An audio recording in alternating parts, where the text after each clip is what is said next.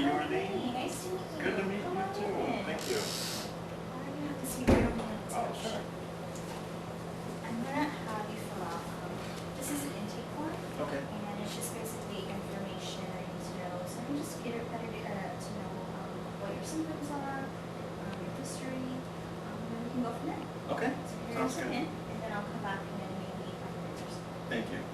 Okay.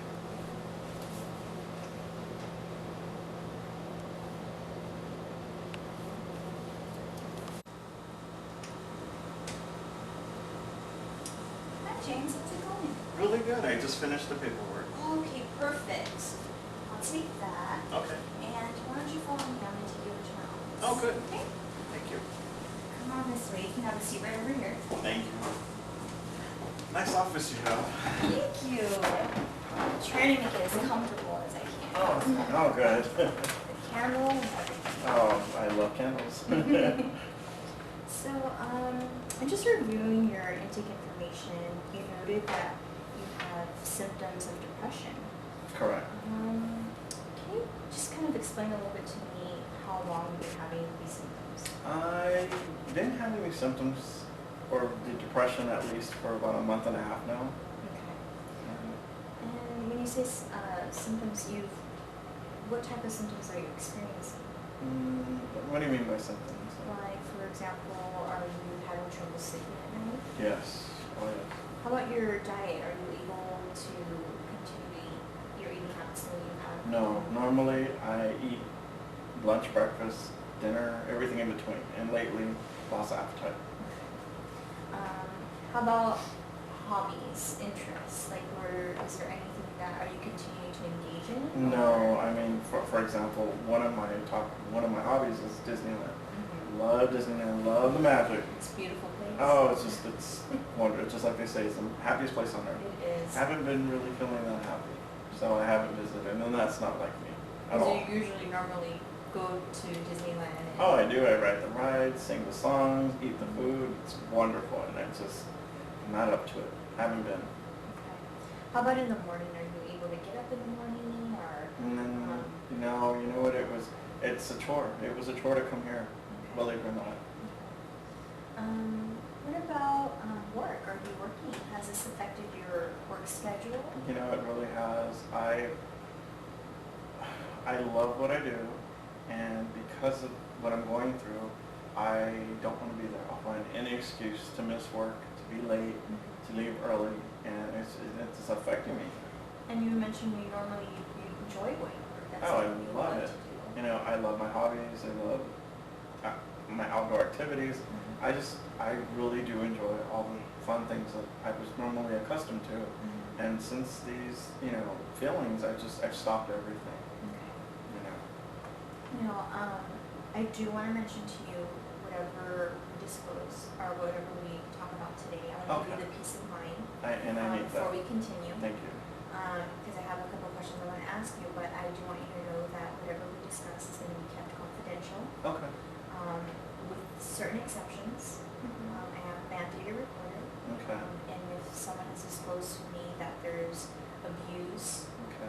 domestic violence abuse, elder abuse, child abuse, and or the intent that they want to harm or hurt others, I Okay. have to mandate and report that. Okay. What do you mean by mandate? By law, my job is if anyone's going to have something that's going to harm another person. My Okay. role in my profession is to report it to the authorities. Oh. Because, again, we want to make sure that you're safe and the people around you are safe, and we Okay. don't want to cause, if we know this and we don't do anything about it, we can definitely lose our license for this. Okay. So Okay. it's just really important Oh, that good. my role is to keep you safe Oh, and my wow. clients safe. That's really good to know. Thank you. Oh, Okay. you're welcome. Please, any questions while we're having our session, please let me know. That's what I'm here for. I mean, it's really hard for me to trust. Really, really hard for me to trust. So this is a big step for me, and I thank you for making me feel comfortable. Oh my goodness, that's what I'm here for. I'm here to listen, Mm. and I'm here to help you. I think for me, the biggest fear is being judged, and I don't feel that. So I really do appreciate. Thank you. I really do appreciate that. I my pleasure, and I don't want to give that feeling either. And I want you to know that for any reason, if you are feeling a certain way, just let me know. Okay. Kind of stop and take a breather and then continue. That's perfect because I'm not shy normally, so Good. that'll work. Good. So you did mention you're just having this really dark, feeling Yes. that you haven't experienced before, No. and you're continuing to have it for about a month or so. Right. Yes. Now, within these symptoms you've been having, have you had or thought of any thoughts of anything to do to harm yourself or? No, I mean, and that's a positive no. No. It's just I've never been at such this dark place in my life. So it's safe to say that that thought occurred to me, but I would never go there. Only because my normal self is just so positive and so happy, and I enjoy life. I enjoy, all those around, all those who I love dearly, and because of the occurrence that just happened recently, I stopped. I've almost lost hope with everything. And so no, to answer your question, no, I would not hurt myself at all. But it's just a dark place that I'm in. Did you, and again, I have to ask this to every client that I Okay. work with when it comes to this, Okay. so I hope you just bear with me Okay. as we're doing this dance that we are. Okay. Tango preferably. But okay. Has anyone in your family have killed themselves, or have you known anybody that's Thank killed God, no. themselves? No, not at all. Okay. Now, what is keeping you from not harming yourself? What did it? Like my story, you mean, or do we have some time? We have a lot of time. Okay, good. I'm here. That's what I'm here for. Okay. Well, what happened? As you may know, I'm a gay man, and. I don't know. How? Well, how funny! I'm not used to this. I appreciate you letting me know that about your sexual orientation.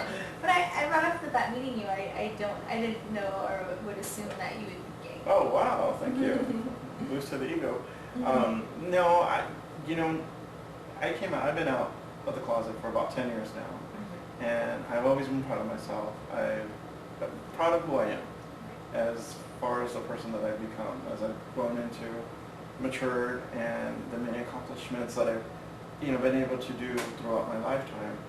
The one thing that was holding me back through all of these things was the big secret that I've never opened to my family. Yes, I'm sure they had some knowledge to it, but we've never discussed it to each other. I've never opened up to them and actually said, yes, I am gay. So that was always something that suppressed me. Whenever we got together with the family, it was just a little bit of me that was just always, I just never felt completely there. Did they ever, question you or ask you about your sexual orientation? They Was threw there hints. any- They threw hints, and it scared me like crap. I just kind of laughed at it and giggled and, you're crazy. But then I'm doing this. So, I know they knew, and that scared me. And I'm not afraid of anything. What scared you about Well, them knowing because I'm afraid of how they would have reacted, them not accepting me. That's always been my fear. But here's the funny thing. Anybody else, I could care less. I've gotten people who haven't accepted me, and that's fine. I don't care, because they're nothing to me. But for some reason, my family is it's so much more intense to have their acceptance like me.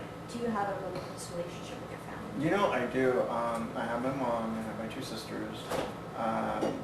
I'm the oldest, and then my two sisters are between 5 and 8 years apart.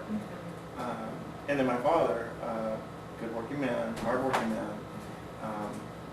My mother's a housewife, and yes, although I have the closest to my mom and my sisters, my father, I really have a really close bond.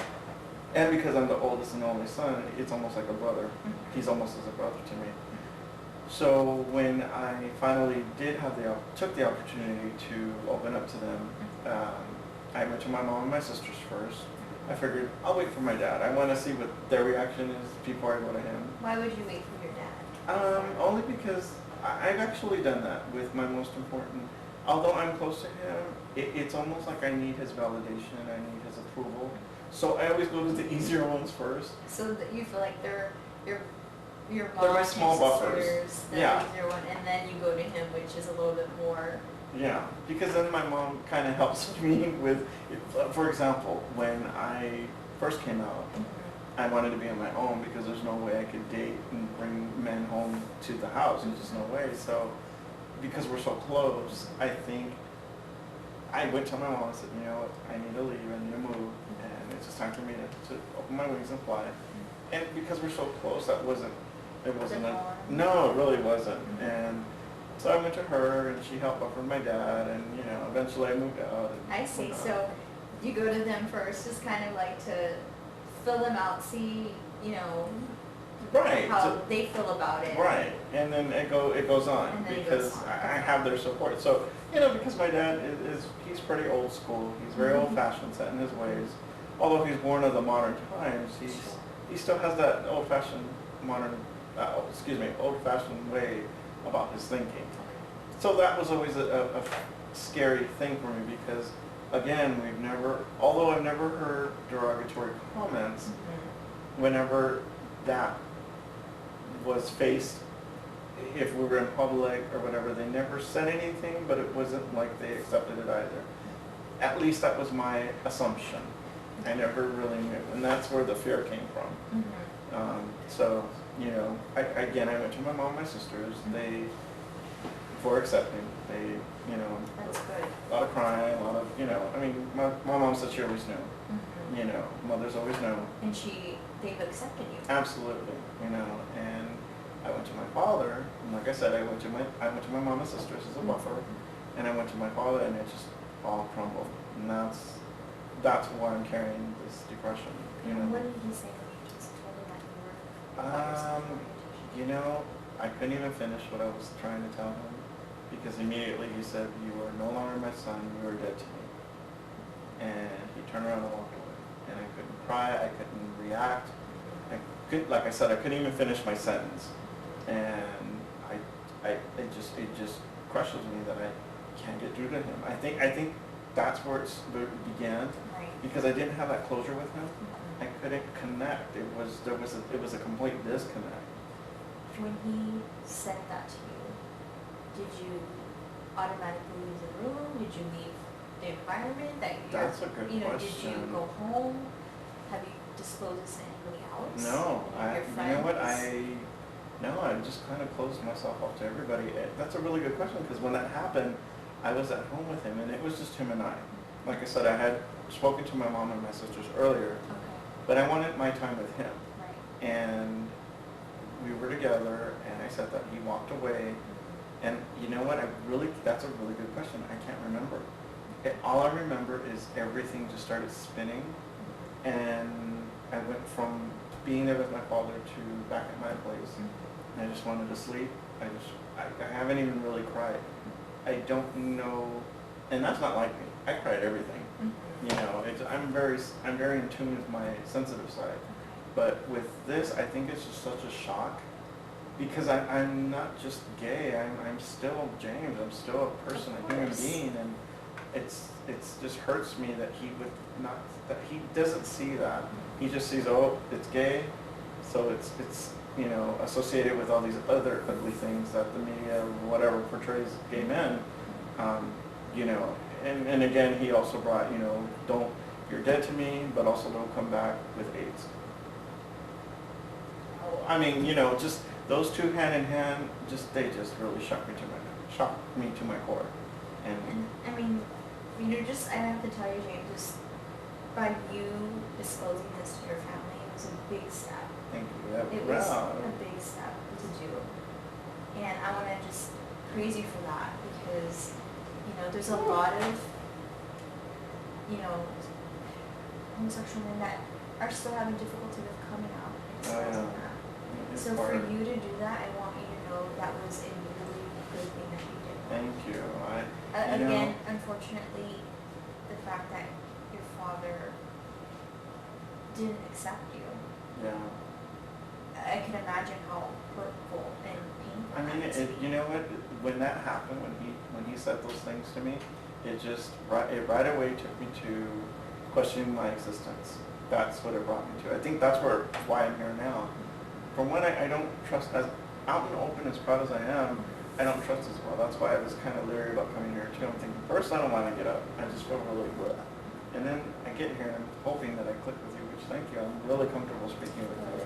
Because I don't speak this much about my personal life, but I just felt, I know that there's some kind of hope, which I'm hoping that I get that here with you.